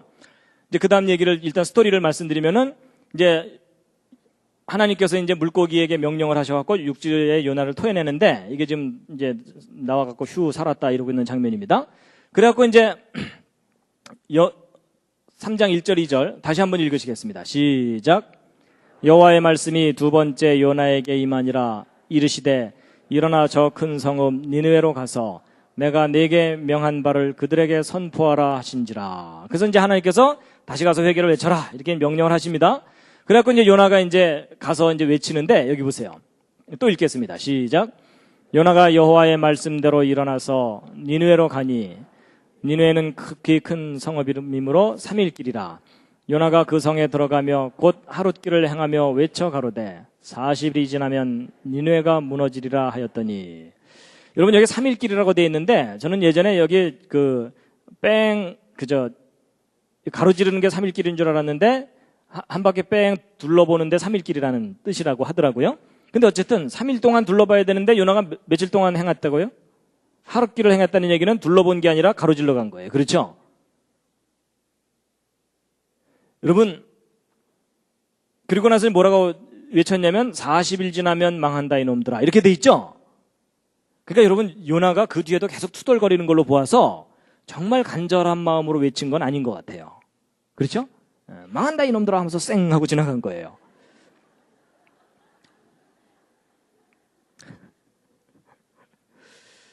그런데 요나서의 두 번째 코미디가 나옵니다. 정말 니느웨 사람들이 회개해요, 안 해요? 회개를 해요. 그래갖고요, 니느웨 백성들이 막 금식을 선포하고, 그 다음에 왕까지도 조복을 벗고 굵은 벼를 입고 제에 앉은 다음에 또 뭐라 그래요? 그 다음 보면요, 먹지도 말 것이며 물도 마시지 말라는 얘기는 단식이에요, 단식. 그렇죠? 금식 정도가 아니라 단식이에요. 그리고 힘써 여호와께 부르짖을 것이다. 그래서 막 왕까지 나와서 그러거든요. 여러분 생각해 보세요. 일반 백성들이야 무지몽매하니까 그냥 겁에 질려서 뭐 살려달라고 할지 모르지만, 왕은 그래도 교육도 받았고 권력도 있는 사람인데 저렇게 회개를 한다는 것이 사실 이해가 안 가는 대목이에요. 근데 여러분, 정말 저런 일이 일어났다고 믿으세요? 일단 믿고 버티셔야 되죠? 근데 여러분 믿고 버티실지 모르지만 일반 상식을 가진 역사학자들은 절대로 저걸 역사적인 사실이라고 인정하지 않습니다. 왜냐하면 여러분, 이 사건이 어떤 거냐면 오늘날로 따지면 이런 거예요.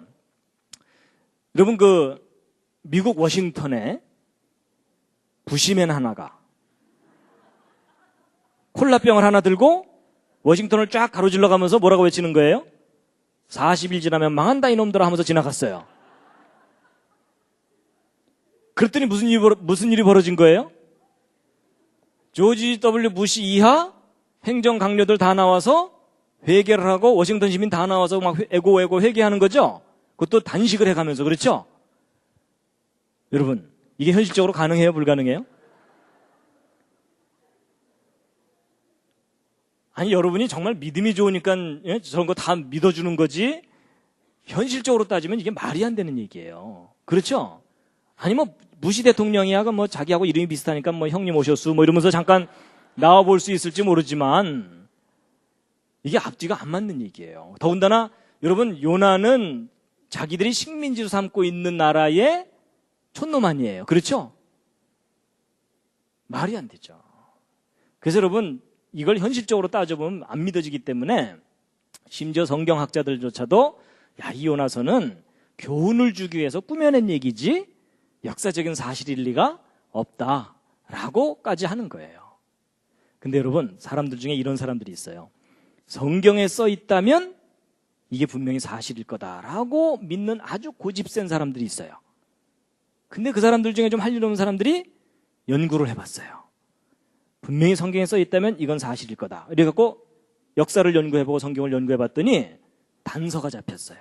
무슨 단서가 잡혔냐면, 여러분, 그때 당시에 이 정치적인 상황은 어땠냐면 남유다는 우시야 왕이 다스리고 있었고 바로 요나가 속해 있던 이 북이스라엘은 여로보암 2세인데 아주 악한 왕이에요. 그래서 이 북이스라엘을 시작했던 여로보암 왕만큼이나 악한 왕이거든요. 근데 바로 요때 이제 요나가 니느웨 성을 갔는데 그때 아시리아의 왕은 아쇼르단 3세가 통치하고 있던 때였어요. 그게 이제 바로 BC 763년인데 요때 이제 간 거예요. 그러면 요나가 가서 아시리아의 조그만 마을도 아니고 아시리아에서 가장 큰 번화한 성에 가서 회개를 외쳤는데 몽땅 다 회개했잖아요. 그럼 그게 역사의 흔적으로 남아있어야 되잖아요. 맞죠?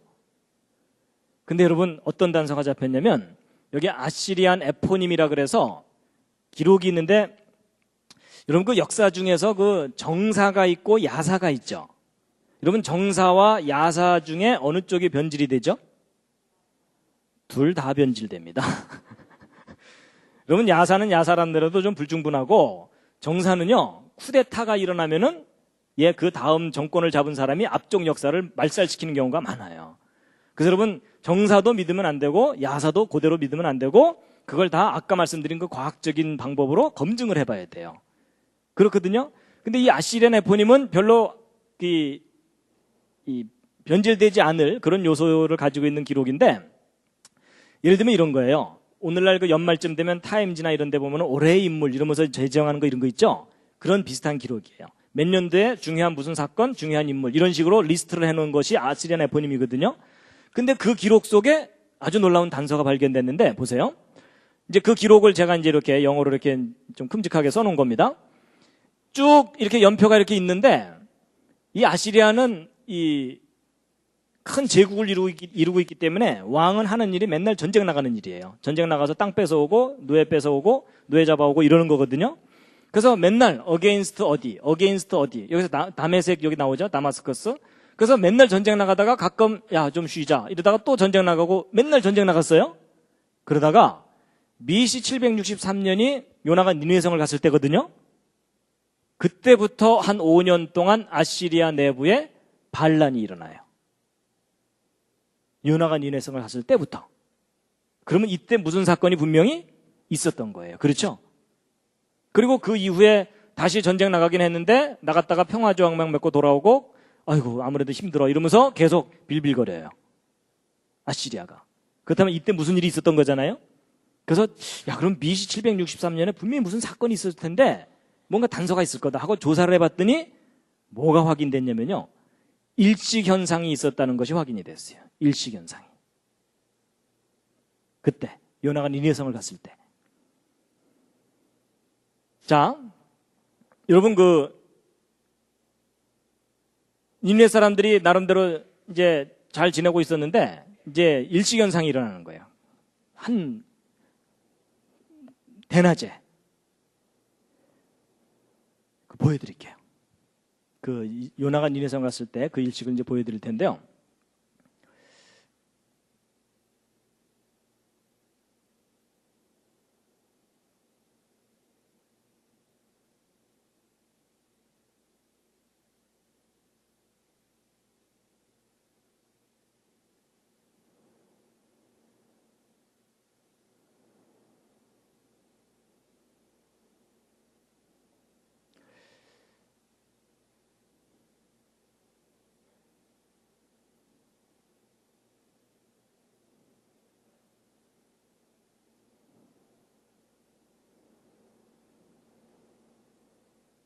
예.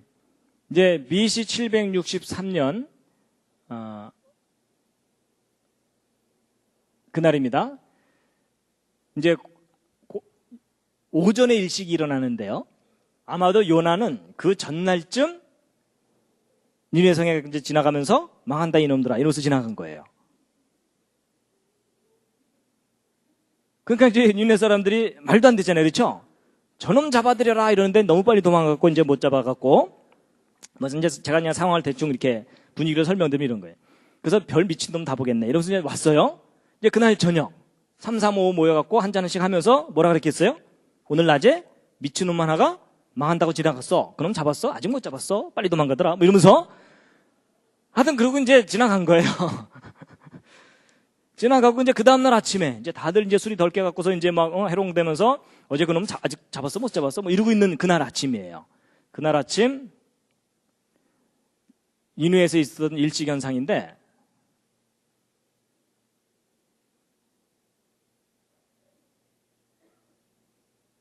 여덟 시 9시 쯤입니다. 예. 여러분 보시면 요 아까 이 해하고 달이 가까이 이렇게 있죠? 가까이 있는데 이제 요때부터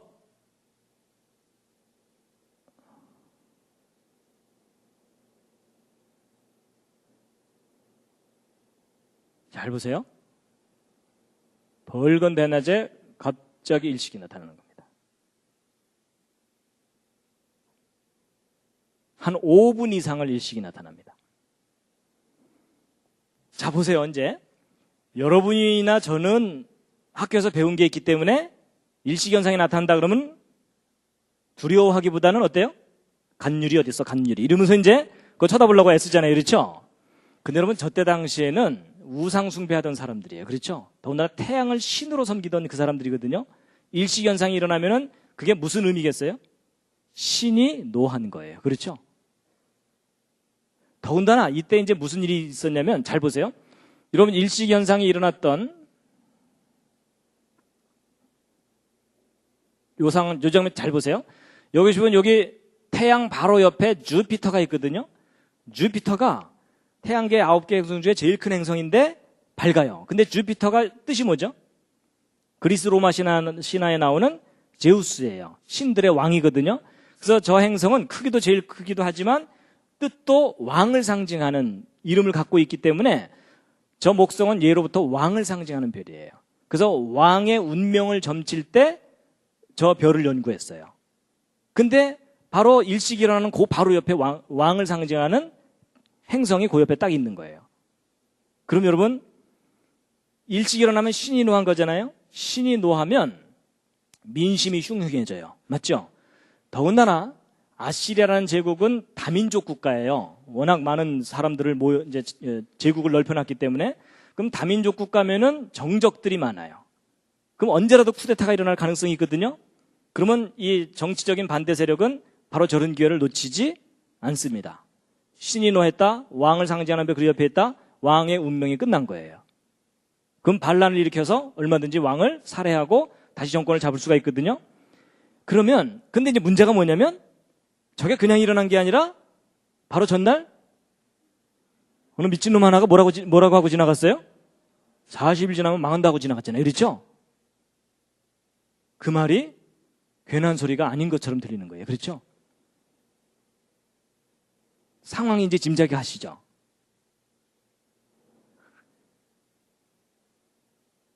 여러분 이게 무슨 얘기냐면 하나님께서 각본 다 짜놓으시고 요나를 보내신 거예요. 여러분 이 일시현상이 이때 정확하게 일어나게 하려면 이거 언제부터 계획되어 있어야 될 것 같습니까? 잘 생각해 보시면 창조 때부터예요. 맞죠? 그렇죠? 막 목성 저쪽에 있는데 야 잠깐 일로 와라. 내가 좀 필요하다. 이럴 수도 없고요. 그렇죠? 그럼 창조 때부터 계획되신 거예요. 그러니까 하나님께서 그러신 거예요. 야 내가 각본 다 짜놨으니까 너 좀 가줄래? 이랬더니 도망가는 거예요. 그렇죠? 그래서 여러분 도망가는 거 잡아오느라고 시간 소모했죠? 그러니까 사실은 3일 길을 돌아다녀야 되는데 요나가 3일 길을 돌아다닐 시간이 없는 거예요. 내일이 D-Day인데. 그렇죠? 상황이 이해가 가세요? 그러니까 요나가 그 상황을 알았는지 아니면 본인이 정말 가기 싫었는지 모르지만은 어쨌든 3일을 돌아야 되는데 하루만 지나가면서 망한다 이놈들 하면서 지나간 거예요. 근데 그 다음날 일시현상이 일어난 거예요. 이건 과학적으로 검증되는 사건이에요. 그러니까 여러분 저도 일식을 직접 보진 않았는데 제가 이 강의를 이제 미국에 가서 한번 집회를 한 적이 있었어요. 끝나고 나더니 어떤 분이 자기 경험을 얘기해 주시더라고요. 자기가 일시현상을 직접 겪었대요. 어느 날 아침에 뉴스에 일시현상이 있다는 뉴스가 나왔는데 그 뉴스를 못 들은 거예요. 못 듣고서 자동차를 몰고 하이웨이를 가고 있는데 갑자기 일식이 나타났다는 거예요. 갑자기 밝았던 부분에 태양이 어두워지면서 깜깜해지더래요. 근데 이분이 꽤 배운 분이고 그리고 신앙이 있는 분이었거든요. 그런데도 갑자기 일식이 나타나니까 공포감이 막 이 속에서 막 공포감이 드는데 막 두려움이 엄습을 하더라는 거예요. 그러니까 배웠고 이 신앙이 있는 분인데도 막 공포감이 드는데 우상 숭배하던 사람들한테는요 절대적인 공포감이 들면서 집단 히스테리라 그러나요? 하여튼 그런 현상이 나타나는 거예요. 그러니까 막 민심이 흉해지고 난리가 나니까 차라리 왕도 여러분 그 정도 되면요 왕은요 자기가 회개하고 싶지 않아도 자기 정권을 유지하기 위해서라도 쇼라도 해야 돼요. 맞죠? 그래서 단식을 선포하고 회개하라 이렇게 되는 거란 거죠. 그래서 참 소설같이 여겨졌던 그 요나의 사건이 과학적으로 지금 검증된 그런 것을 이제 알려드리는 겁니다.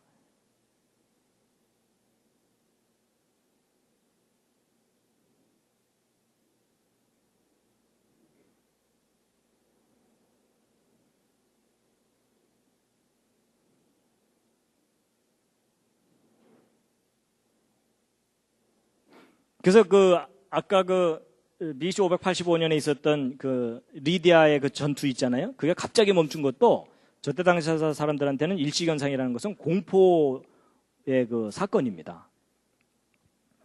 근데 이제 이렇게 얘기하면 소설 잘 쓴다. 그래도 못 믿겠다. 이럴 수 있거든요. 근데 여러분 성경은요 이상하게 앞뒤가 맞아요. 이거 뒷받침해주는 성경 말씀이 있습니다. 뭐냐면 여러분 열왕기하 14장 25절에 함께 읽으시겠습니다. 시작.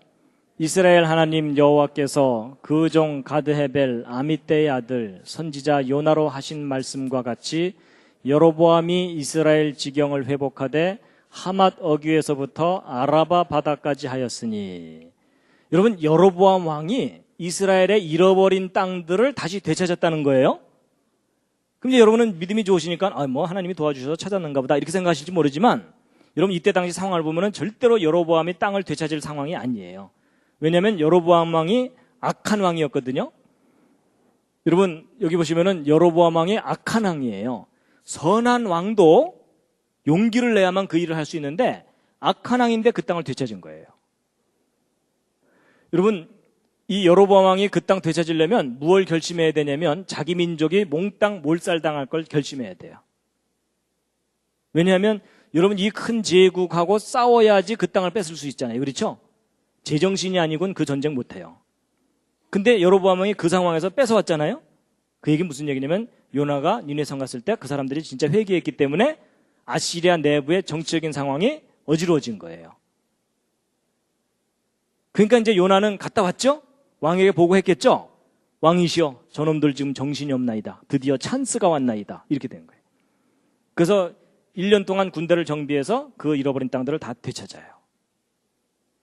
그러니까 니느웨 사건이 안 일어났다면 그건 절대로 있을 수 있는 일이 아니에요.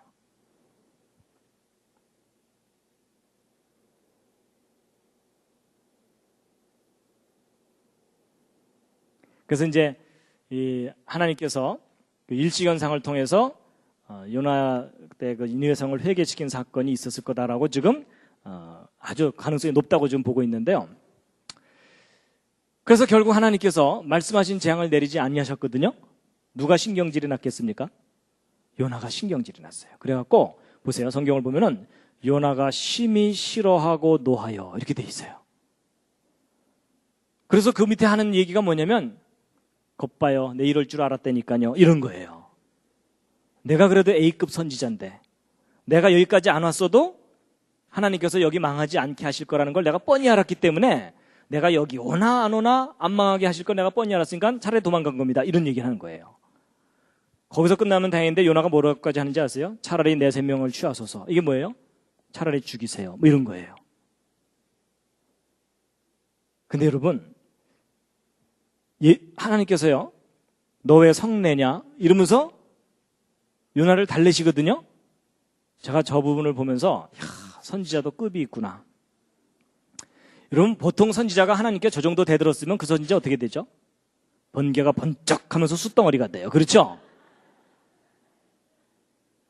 근데 하나님께서 막 요나를 달래시는 거예요. 그래서 이 요나와 하나님과의 그 끈끈한 관계, 선지자가 되려면 저 정도는 돼야 되는구나 느꼈는데, 근데 이제 그 다음에 또 코미디가 또 있습니다. 요나가 성에서 나갔어요. 그가 이제 가기 싫은 데 갔으니까 나가는 거 맞죠? 그 다음에 성 동편에 앉았어요. 그것도 뭐 잠깐 쉴 수 있죠? 근데 이제 그 다음에 또 문제예요. 자기를 위하여 초막을 지었대요. 요나가 무엇을 결심한 거겠습니까? 장기 불법 체류를 결심한 겁니다. 그렇죠? 초막까지 지었다는 얘기는 이게 하루 이틀 머물 상황이 아니란 얘기죠? 자, 여기서 제가 퀴즈를 하나 드리겠습니다. 요나가 도대체 니느웨 성에 며칠 동안 머물까요?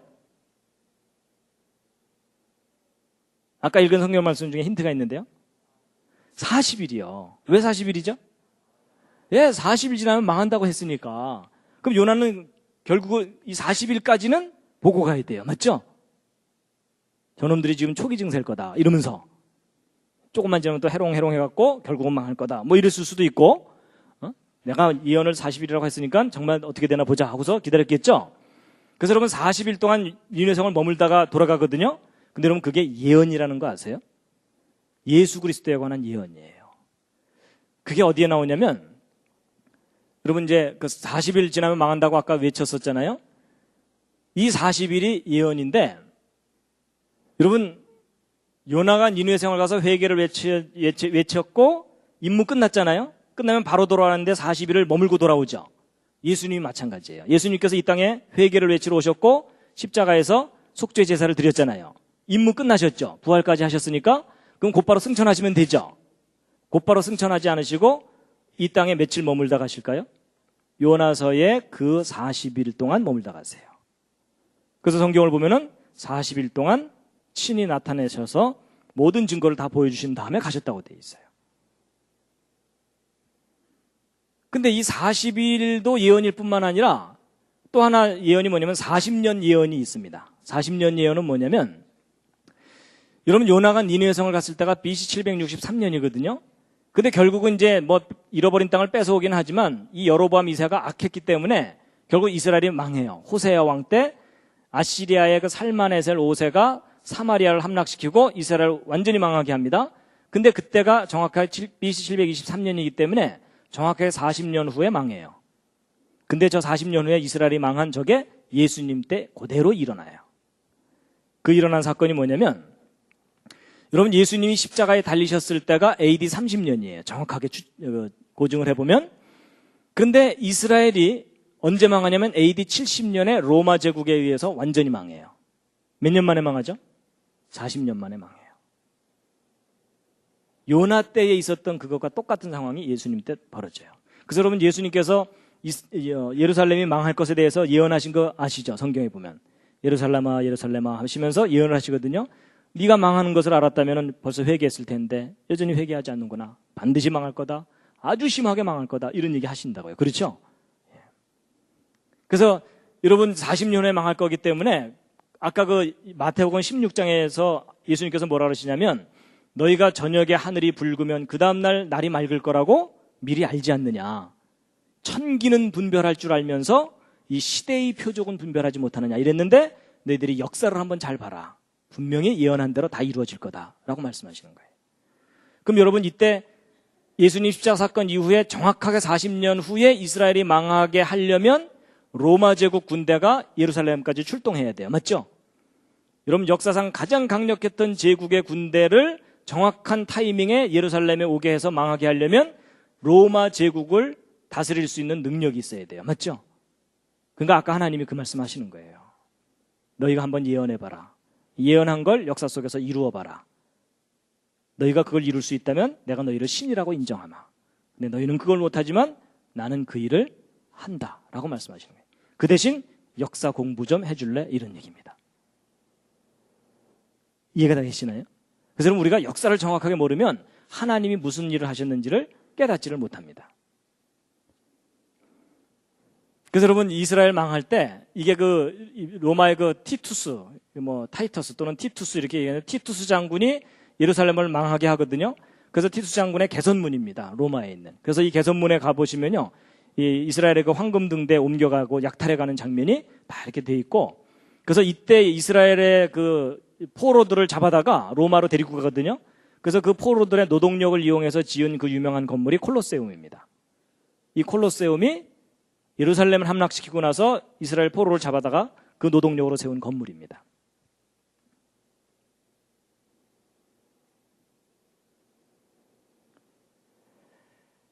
자, 잠시 기지개를 한번 더 켜시겠습니다. 이제 거의 끝날 때가 가까웠습니다.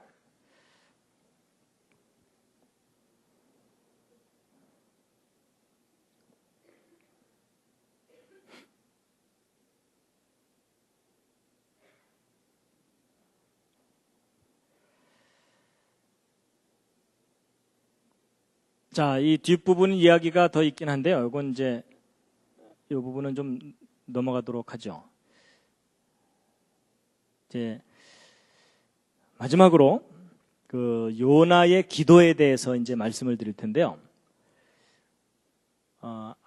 오늘 제가 말씀드린 이 내용은 아직 기독교계에 그리 널리 퍼져 있는 내용이 아닙니다. 신학계에서도 아직 이런 내용에 대해서 널리 알려져 있지 않아요. 그래서 오늘 내용을 여러분이 믿으셔도 되고 안 믿으셔도 괜찮습니다. 안 믿어도 괜찮아요. 그 대신 여러분 이런 거예요. 제가 아까 그 과학적인 방법론을 말씀드린 이유가 뭐냐면, 여러분 과학적인 방법론의 중간에 공식이 틀리면 결과가 틀리게 돼 있어요. 맞죠? 그래서 여러분 만약에 아까 그 방법이 중간에 뭔가 잘못되면 이 결론이 틀리는 거기 때문에 제가 말씀드린 이런 모든 결론들이 틀릴 수도 있어요. 그런데 이 공식이 제대로만 맞으면 정확한 결론을 우리가 얻을 수 있거든요.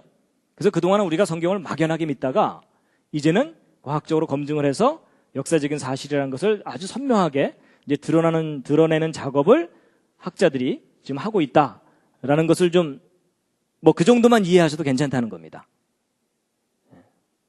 이해가 되시죠? 예. 자, 이제 마지막으로 이제 요나서의 그 요나의 기도에 관한 건데요. 요나가 이제 간절히 물고기 뱃속에서 기도하거든요. 이제 보통 사람들은 이제 그 부분을 읽으면은 야, 요나가 이제 뭐 꽤나 다급했구나. 엄청나게 기도하는군. 이런 생각만 보통 하게 됩니다. 근데 일부 학자들이 저 속에서 무엇을 발견했냐면 요나가 기도한 요 내용의 이 순서들이 예수님이 고난당하신 사건들을 비유적으로 표현을 하고 있다는 거예요. 그래서 여러분 예수님의 고난은 최후의 만찬 끝난 후부터 시작되잖아요. 그렇죠? 그래서 이제 겟세마네 동산에 가셔서 간절히 기도하시죠. 그래서 보시면은 이제 그 고난의 시작인데 처음에 간절히 부르짖어 기도하는 내용이 나와요. 겟세마네 동산에서. 그러다가 체포가 되시죠. 근데 체포가 된 것을 깊음 속 바닷 가운데 던져졌다라는 표현으로 표현을 했다는 거예요. 여러분 혹시 물에 빠져보신 경험 있으십니까? 저는 산정호수에 가서 빠져 죽을 뻔한 적이 있습니다. 초등학교 때. 빠지고 났더니요. 정말 막막하더라고요. 근데 물에 빠지면 정말 그렇게 돼요. 사람 체포된 거하고 비슷한 심정입니다. 처음에는 이제 대제사장 집들에 체포돼서 갔다가 여기서 해결이 안 돼요. 왜냐하면 아까 말씀드린 대로 이스라엘 사람들에게는 사형권이 없거든요. 그래서 결국 빌라도에게 끌려가서 빌라도로부터 재판을 받고 사형을 선고를 받게 되죠. 근데 여기 이제 4절을 보면 내가 주의 목전에서 쫓겨났다 이렇게 돼 있는데 여러분 이스라엘은 종교 공동체입니다. 그래서 이스라엘 민족에게서 쫓겨났다는 얘기는 곧 누구에게 쫓겨났다는 것과 똑같아요? 하나님께로부터 쫓겨났다는 것과 똑같은 의미입니다. 그래서 주의 목전에서 쫓겨난 것이 바로 이스라엘에게서 쫓겨나서 이제 로마의 그 총독에게 이제 재판을 받는 거다라고 표현했다고 보고 있고요.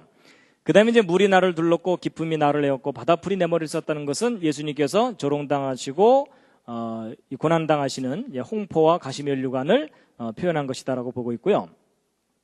그 다음에 내가 산의 뿌리까지 내려갔다. 이것은 이제 무덤 속에 들어가신 예수를 상징적으로 표현한 것이다. 그리고 주께서 내 생명을 구덩이에서 건지셨다는 것은 부활하신 것에 대한 표현이고요. 그러니까 예수님의 고난받으시고 부활하신 내용이 순서대로 이렇게 비유적으로 표현되어 있다는 겁니다. 그리고 이제 내 기도가 주께 이르렀다는 얘기는 기도의 응답을 받으신 것이고요. 저건 뭐냐면요. 여러분 사실 예수님은 정해진 상황에서 십자가 사건을 치르고 올라가시면 되거든요. 근데 겟세마네 동산에서 너무 간절히 기도하시죠. 사실은 기도 안 하셔도 될 법한 상황이에요. 이제 시간이 됐으니까 십자가 달렸다가 죽었다가 다시 부활하면 되는구나 이러면 되는 건데 간절히 기도하시거든요. 하여튼 그 부분은 너무 좀 자세한 내용이니까 넘어가겠습니다. 그 다음에 이제 8절에 보면은 무릇 거짓되고 헛된 것을 숭상하는 자는 자기에게 베푸신 은혜를 버렸사오나 이것은 이제 깊이 생각하다가 이것은 구원을 거절한 유대인들에 대한 표현이 아니겠느냐라고 이제 보고 있는데 자 9절이 이제 제일 중요합니다. 함께 읽으시겠습니다. 시작. 나는 감사하는 목소리로 주께 제사를 드리며 나의 서원을 주께 갚겠나이다. 구원은 여호와께로서 말미암나이다 하니라. 자, 이 마지막 부분이 정말 중요한데요. 제사 드릴 겁니다. 맹세합니다. 그리고 구원은 여호와께로서 말미암나이다 이렇게 됐는데 이게 뭐냐면 이 윗부분은 제사를 맹세하는 거예요. 그렇죠? 그리고 이제 여기 구원은 여호와께로서 말미암나이다라는 저 문장을 한 단어로 줄이면 그게 뭘까요? 짐작하시겠어요? 저 문장을 한 단어로 줄이면 그게 뭐냐면요. 그게 바로 예수입니다. 여러분 예수라는 이름의 뜻이 뭐냐면 오직 구원은 창조자 하나님으로부터 온다라는 뜻이에요. 그래서 여러분 예수를 믿는다는 말은 구원은 창조자 하나님으로부터 온다는 것을 믿는 거예요. 그래서 이 문장을 줄이면 예수잖아요. 그럼 이게 뭐냐면 이게 서명이에요. 자, 그래서 여러분 이 요나의 기도에서 무엇을 발견한 거냐면 내가 이러이러한 고난들을 당할 거다. 근데 이건 이제 스토리고 맨 마지막에 뭐냐면 맹세를 하시는 거예요. 내가 제사 지낼 거다. 맹세한다. 예수. 이렇게 돼 있어요. 그럼 여러분 저 요나의 기도의 구조가 뭐냐면 맹세문이에요. 맹세문. 내가 이러한 고난을 당할 텐데 반드시 제사 드릴 거다. 맹세한다. 예수. 이렇게 돼 있죠? 자, 그럼 저게 이제 무슨 뜻이냐면요. 이제 이걸 어느 정도 이해하셨으면 여러분 아까 그 마태복음 12장에 서기관과 바리새인들이 와가지고 법적으로 따지잖아요. 네가 메시아라는 증거가 뭐냐 내놔라 이랬죠. 그때 예수님께서 뭐가 증거라고 말씀하셨어요? 요나의 표적밖에는 보여줄 표적이 없다 그랬거든요. 그럼 요나의 표적 속에 내가 메시아라는 결정적인 증거가 들어있다 그 얘기죠. 자, 그럼 보세요. 아까 읽은 말씀 중에 이사야서 41장을 보면은 나 여호와가 말한다. 너희 우상들 다 나와봐라. 그 대신 확실한 증거를 갖고 얘기하자 이러시죠. 자, 여러분 확실한 증거, 결정적인 증거는 예를 들면 이런 겁니다. 여러분 제가 여러분들한테 1인당 1억 원씩 꿨다고 치자고요. 조만간 갚겠습니다. 그리고 이제 중국에 가서 선교한다고 갔는데 도망갔어요. 그럼 여러분이 처음에는 뭐 이메일도 보내고 이러다가 드디어 이제 사람들을 보내서 저를 잡아올 거 아닙니까? 그래서 저를 잡아와서 이제 제가 꼬강한 돈 받아야 되잖아요. 근데 제가 이제 법정에서 잘 기억이 안 난다. 우리 교회라는 교회도 있었냐? 뭐 이러면서 제가 막 오리발을 막 내밀고 막 거짓 증인들을 막 세워요. 근데 제가 아무리 거짓 증인을 내세워도 여러분이 뭔가 하나만 법정에 제출하면 저는 유죄가 돼요. 근데 그게 뭘까요? 여러분 한두 푼도 아니고 1억 원씩을 꿨으면 제가 뭘 써줘야 돼요? 차용증서를 써줘야 되죠? 차용증서는 구조가 어떻게 되죠? 어떤 상황에서 어떻게 될 것인가를 설명해야 되고 맨 마지막에 뭘 해야 되죠? 아니 서명만 하면 안 돼요. 안 갚아도 됨 이렇게 하면 되나요? 서명만 했다고 되는 게 아니라 맨 마지막에 맹세를 해야 돼요. 제가 반드시 갚음, 맹세함, 그리고 뭘 해야 되죠? 김명현 이렇게 해야 돼요. 맞죠? 근데 그걸 써줬을 거 아니에요? 여러분이 그것만 딱 제출하면은 저는 그냥 유죄예요. 맞죠? 딴 증거가 필요가 없어요. 그럼 여러분 그 상황을 이해를 하신다면 바로 이게 이해가 되실 거예요. 내가 메시아라는 증거가 있다. 요나의 표적이 내가 메시아라는 유일한 증거다. 그 대신 자세히 한번 들여다봐라. 그 속에 내가 이 온 백성을 위해서 제사를 지내겠다는 맹세문이 그 속에 들어있다. 그 맹세문이 내가 메시아라는 결정적인 증거다. 내가 요나라는 선지자를 통해서 그 맹세문을 미리 작성해놨고 그 맹세를 이루기 위해서 이 땅에 온 메시아다 라고 말씀하시는 거라는 거예요. 앞뒤 상황이 그래요. 그러니까 예수님께서 대충 오신 게 아니라 맹세문 작성하고 이 땅에 오셨다는 얘기예요. 멋있는 분입니다. 저 같으면 맹세 안 합니다. 대충 내려왔다가 아플 것 같은데 다시 올라갔다 나중에 오자 이럴 거예요. 그렇죠? 근데 예수님께서는 맹세를 하셨어요. 그래가지고요, 여러분 겟세마네 동산에서 예수님이 왜 그렇게 간절히 기도하셨는지 이해가 되더라고요. 왜냐하면 여러분 예수님께서 이 땅에 오셔서 무슨 말씀하시냐면 너희들에게는 너희들의 때가 임의로 있지만 내 때는 정해져 있다 이 얘기하시죠. 그래서 여러분 예수님께서 이상한 행동들을 많이 보이세요. 나는 예루살렘 안 갈 거다 이러더니 그냥 뒤늦게 또 오시고 그러죠.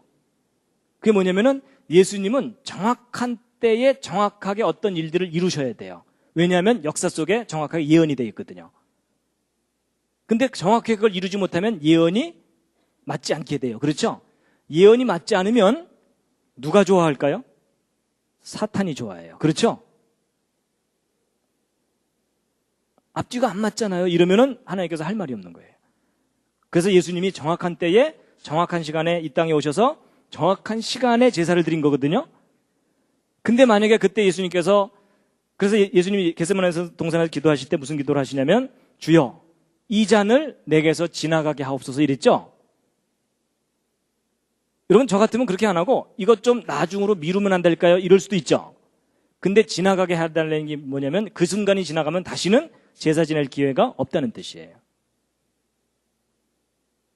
저 같으면 미룬다니까요. 근데 미뤄봤자 의미가 없는 건데 정확하게 그 순간에 제사를 지내야 되기 때문에 그러니까 목숨을 걸고 기도를 하신 거예요. 내가 이걸 반드시 이루어야 되니까.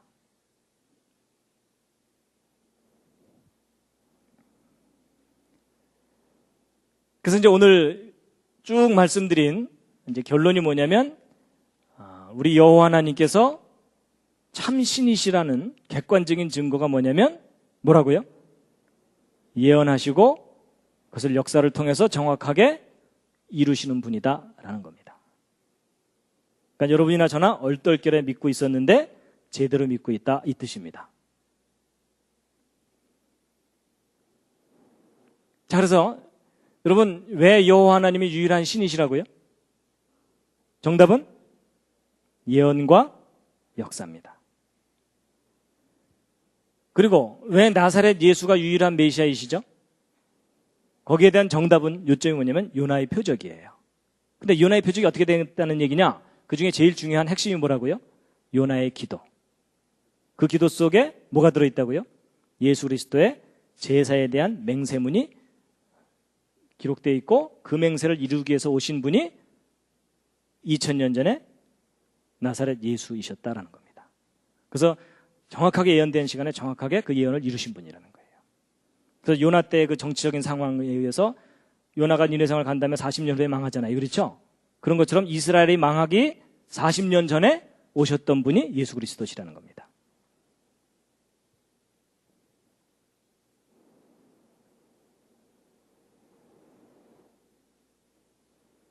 그래서 오늘의 주제는 역사를 주관하시는 여호와 하나님이었습니다. 그래서 이스라엘 민족을 통해서 마지막 꽃다발입니다.